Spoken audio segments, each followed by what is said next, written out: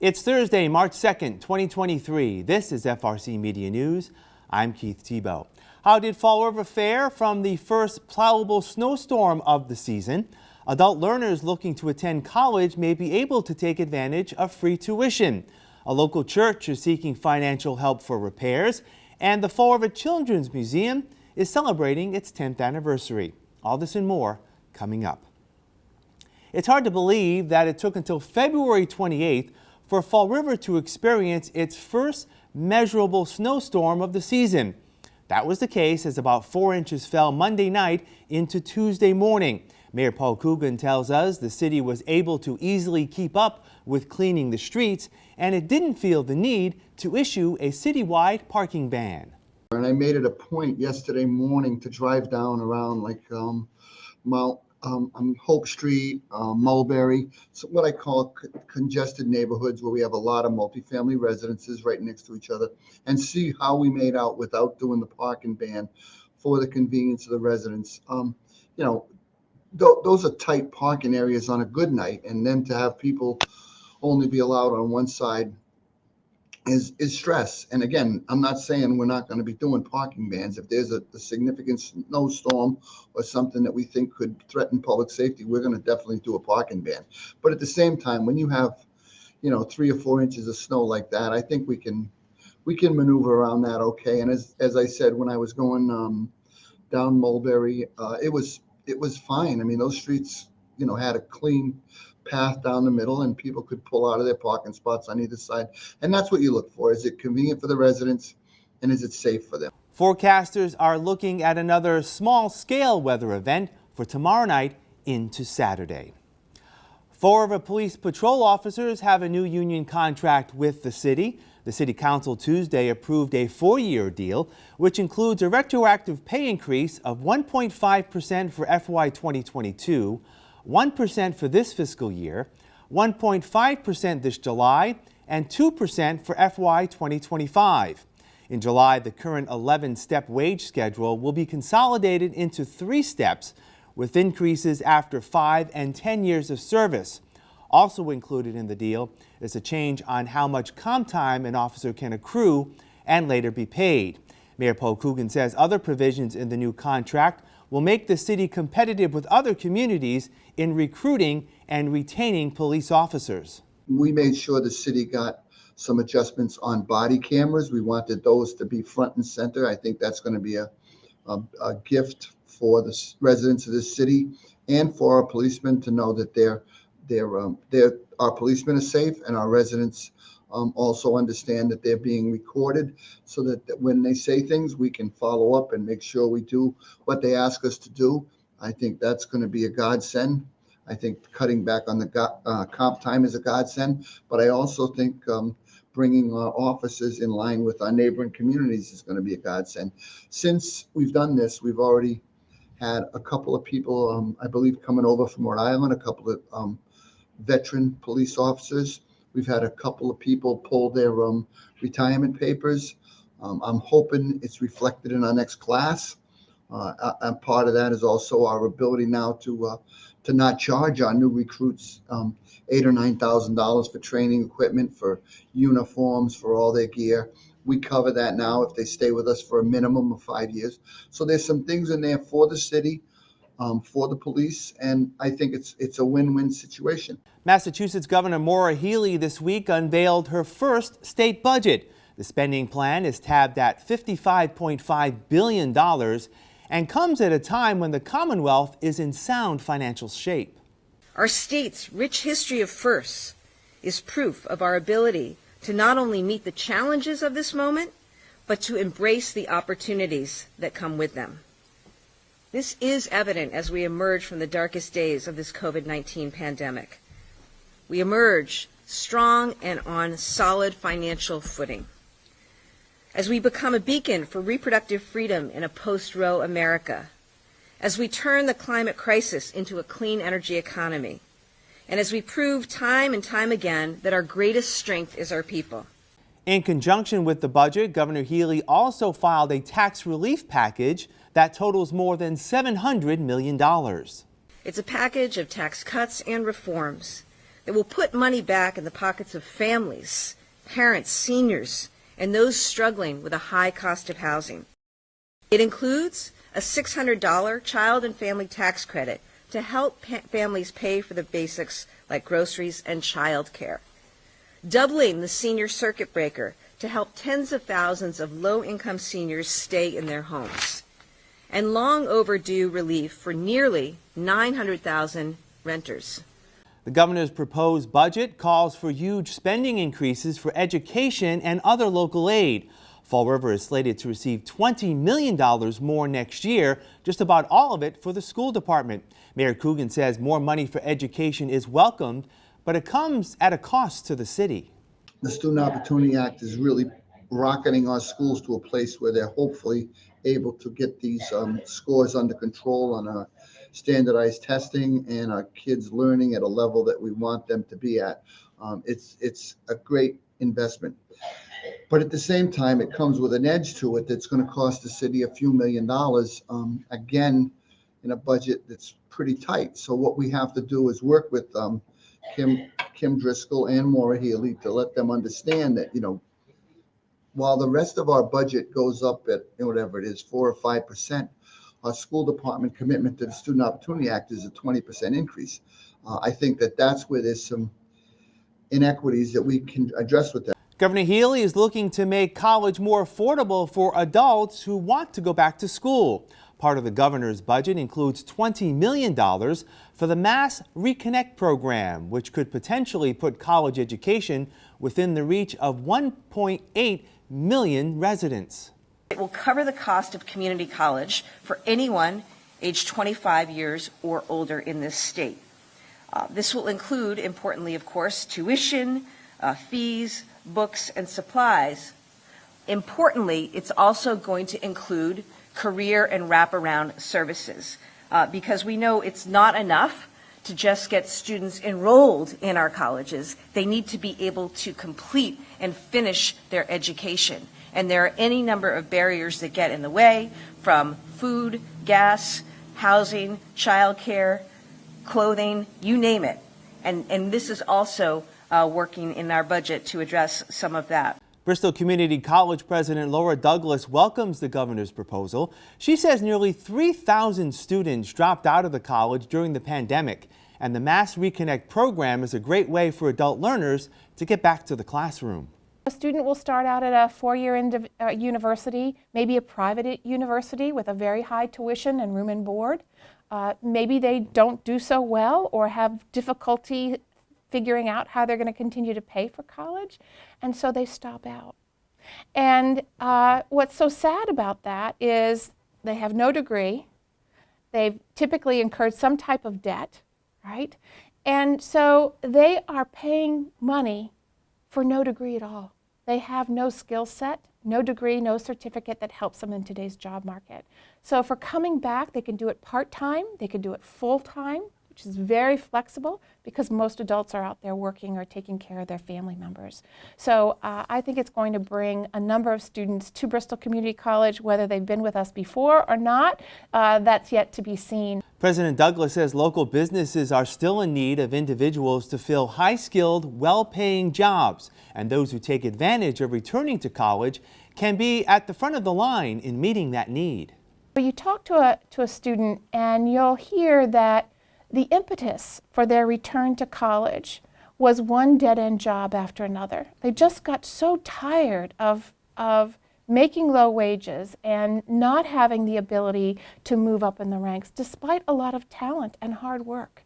And so by having the chance to come and earn those degrees and certificates for free is going to be very important in helping them to meet their goals and to have that life that they want with a sustainable wage. And it will really help to stop this cycle of intergenerational wealth that we see as being a real problem in communities like Fall River and New Bedford, where the median family income is just $40,000 a year.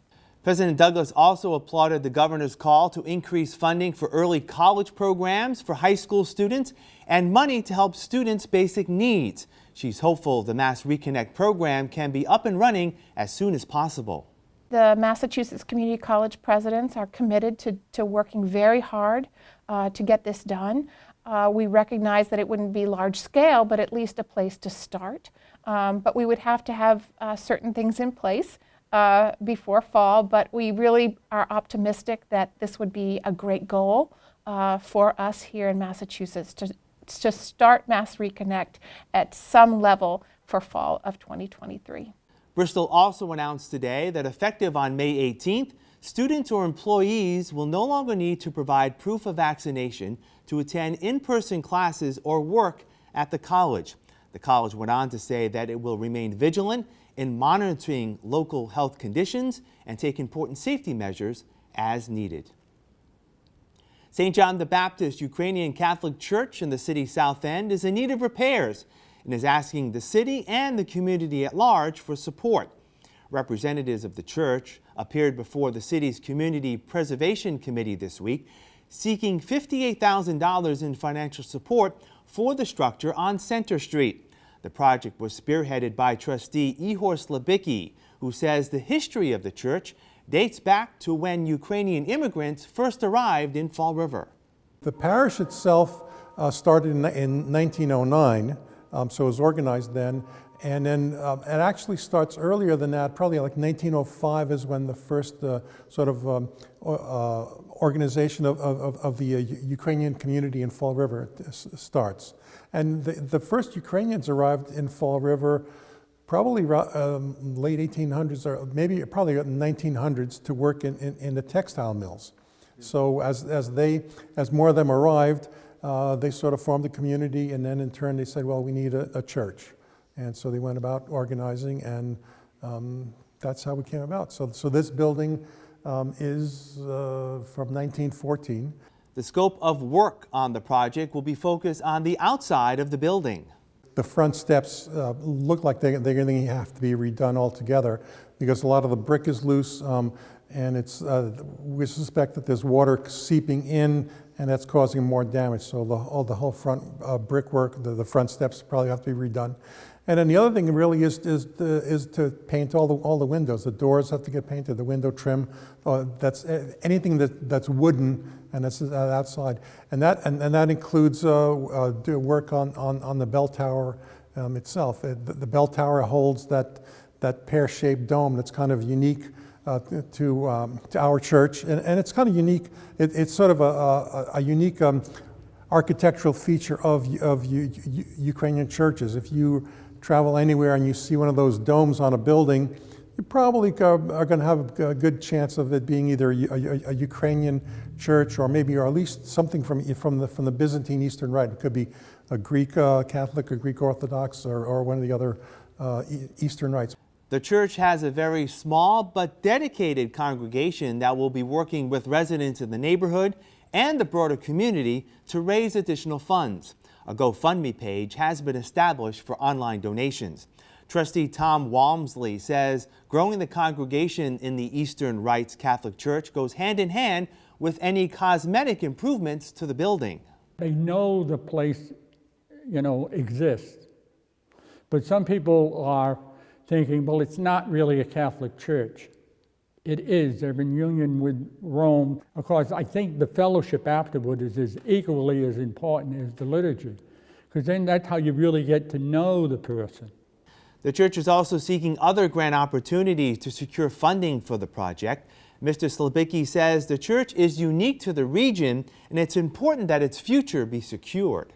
It's important for Fall River to keep a building like this in a good in a good state, and I think the important part about that is if the building looks good, then it's inviting for people to come by and either go by it outside and take a look at it, or to come in and to come into the liturgy.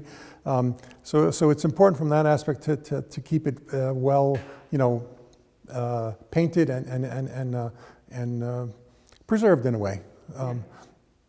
And that I think kind of reflects on the community. It shows one that the Ukrainian community here is interested in this, and secondly, the community at large. The Community Preservation Committee will render a decision on the church's application sometime later this spring. 1 year after the start of the latest conflict between Russia and Ukraine, the Fall Ukrainian community remains united against aggression and in support of long-term Ukrainian independence. Father Mikhail Dosyak, the pastor of the St. John the Baptist Ukrainian Catholic Church, is one of many local Ukrainians with family still facing the war overseas. His family members fled Ukraine to Poland when the conflict resumed last year and have since returned. He remains in contact with them and says the people in Ukraine have become desensitized to the war. It became a little bit like a style of life. People, sometimes it's alarm, so the missiles is fine. They're supposed to go to the bomb shelter or they don't go nowhere. Because they says, even I will go to the shelter. That shelter is not made perfectly to be a shelter, bomb shelter. So if the building gonna collapse, who will dig us out? The same stuff in the east of Ukraine and south of Ukraine. A lot of people was just buried by the buildings, and to the time when the people dig them out, they dead. Reverend Monsignor Roman Golemba says the local community remains extremely supportive in providing financial and humanitarian support for those in need overseas. Living here in Fall River, in the residence, we get constantly called people that are willing to donate clothing and things like that. So we try to direct them, we call it, to where they can do that. So we have a continuously support, and we realize that it's a long, long battle. And at the beginning, usually have more enthusiasm, but as the war progresses, people get somewhat tired of it, but we still have to continue to support because their life is on the line, so that it is imperative that we support them. Father Dosyak says the Ukrainian people have been living independently for over 30 years, and the outcome of the war may put that in jeopardy. He feels Russia should face the same fate as Nazi Germany did after World War II. And the resolve of Russian President Vladimir Putin should not be taken for granted. We will stay, we will fight. And Ukrainians in Ukraine, they have their own front to fight with the aggressor. Here in America, we as Ukrainians, we have our own front, what we try to do. And they do better, and they have more, everything what they must do on the front to fight. But we try to do the best we can here to help them. If they will just allow us to fight them back to our border, he will stay quiet for 1, 2, 3, maybe 5 years. He will hit again. Doesn't matter, it's going to be Ukraine or Moldova or Germany or some other state in Europe. But he's going to hit again. This is a cancer what the world has to take care of. Because if world will not take care of that cancer will kill the whole world. We'll have more FRC Media News right after this. Here are some job descriptions on the latest hot jobs list from the Mass Hire Fall River Career Center. Brake Press Operator. Techetch Incorporated, located at 100 Riggamock Road, is seeking a full-time brake press operator responsible for forming metal products to customer specs by operating various manual, electric, and hydraulic presses. Job number 183-35003. WIC Program Assistant. Health First Family Care Center, located at 387 Quarry Street, Suite 100, is looking for a full-time WIC program assistant to assist the WIC director and nutritionist with benefit assurance, quality assurance, and general office duties for the Fall River WIC program. Job number 183-59274. Group Leader, Citizens for Citizens Incorporated, located at 427 Robeson Street, is looking for a part-time group leader responsible for the direct care of elementary to middle school aged children in a center-based setting. Job number 183-63270. Aesthetics Instructor, Rob Roy Academy, located at 260 South Main Street, is looking for a part-time aesthetics instructor. For more information, call 508-672-4751. Fall River Municipal Credit Union, located at 289 Milliken Boulevard, has an immediate need for the following full and part-time positions. Marketing Coordinator, job number 183-63371. Account Services Representative, job number 183-63368. For more information about these or other positions, visit MassHire JobQuest at jobquest.dcs.ol.mass.gov or call the MassHire Fall River Career Center at 508-730-5000. Welcome back. The Children's Museum of Greater Fall River this weekend will be celebrating its 10th anniversary, housed at the former Bristol County Superior Courthouse on North Main Street. The museum was the brainchild of founding executive director Joanne Sprague, who served in that role until 2022. Interim executive director Callie Rose says the organization began as a traveling museum of portable exhibits hosted at locations across Fall River. We've come leaps and bounds, and Joanne Sprague did an amazing job when she opened this place, and she put her heart and soul in it, and we really truly appreciate all that she's done. We opened with just a few rooms downstairs. I want to say 5 or 6 rooms that were finished downstairs, and over the years we've actually grown. We have 14 exhibit rooms now, upstairs and downstairs, and we also have an outdoor exhibit, a musical playground outside. We also have the Old Colony Fall River Railroad Museum downstairs. They have space down there, and they run their model trains a few weekends a month. They'll be down there. So we've grown leaps and bounds here. Ms. Rose says the museum's exhibits cater to a wide selection of patrons. Some of our popular exhibits include Violet's Music Room. They can make music. We have our dinosaur room. They love dinosaurs. We have water room. They love splashing in there. One of our biggest, most popular exhibits is our outer space exhibit. The children are able to climb the rocks, the big craters, and they are able to go through the netted tunnels and go down slides. They really enjoy the outer space exhibit. All the exhibits allow for children to have fun, but many also provide early childhood development opportunities. There's so many opportunities here, cognitive development, physical development, gross motor, fine motor. We have everything in between, and it's very important that children have these opportunities, even just for preschool children to use scissors and crayons and manipulative things like that, as well as gross motor things here that we offer. I love being able to make connections with families and being able to see the joy on their faces, both children and adults. Adults are like, come in and say, hey, I love this place. We were playing, in this room and that room, and we really loved that too. And I love making the connections with the families. It's really nice, and especially our members, when they come back, and they're comfortable with us here. It's a safe spot for them to be able to bring their children and play. Ms. Rose says even after 10 years, there's still a good mix of visitors new to the museum and those who are return customers. We've, been embraced very nicely by the community and beyond.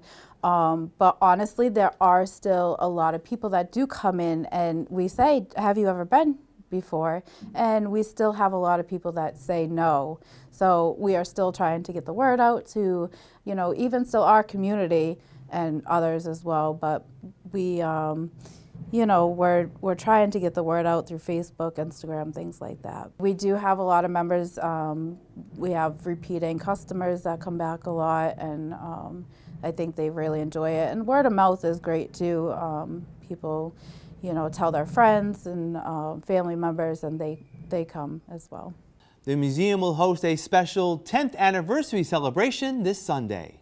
March 5th, Sunday from 12 to 4 here at the museum, we'll be doing our 10-year anniversary celebration for families and their children. We will have a magic show here at 1 o'clock. Blippi and Poppy will be here at 2 p.m. We have free giveaway goodie bags for the first 100 children. Admission will be $10 per person for anybody over the age of 1. it's just going to be a really fun day. We're just going to celebrate our 10 years here and just have a blast. We're super excited. Ms. Rose says for the next 10 years, the museum will continue to build upon the success of its first decade. The next 10 years, we're hoping to, put more exhibits into place and maybe change a couple exhibits that have been here for a little while.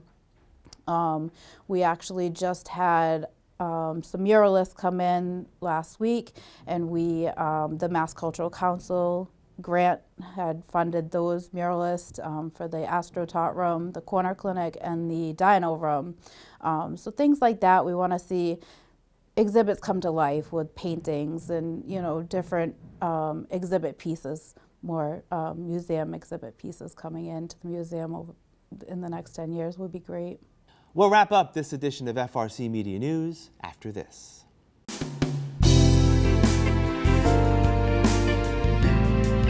Welcome to Hot Dogs and Cool Cats. Today we have Macadamia. Macadamia is a 6-year-old female. She is very skittish right now. She's a little nervous. If you go slow with her though, she's fine.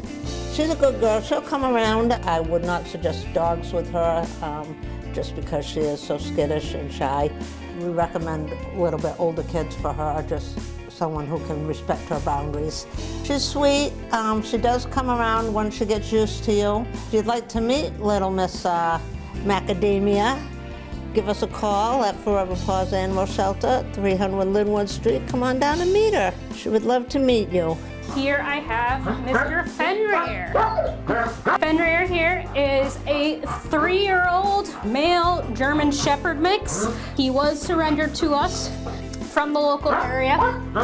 He is 82 pounds of pure muscle. He is a big boy, and he can be a handful. We do want someone with shepherd experience and someone who knows what they're getting into when it comes to having a big shepherd boy like him. We would prefer someone who owns their own home and who has the space and time to take care of him. He will need plenty of training. We would prefer him without any other dogs. And definitely no cats or small animals because these guys are a big, powerful breed. He is a sweetheart. If you are interested in Fenrir and have that shepherd experience that we're looking for, please go to our website and fill out an application. Once your app has been all approved, we can then schedule meets so you can come and meet Fenrir, and hopefully you'll fall in love with him just like we have here. That's all for this edition of FRC Media News. Please visit our website at frmedia.org for all the latest news and local information. FRC Media News airs Thursdays at 6 p.m. and Fridays at 5:30 p.m. For all of us here at FRC Media News, I'm Keith Tebow. Have a great weekend. We'll see you next Thursday.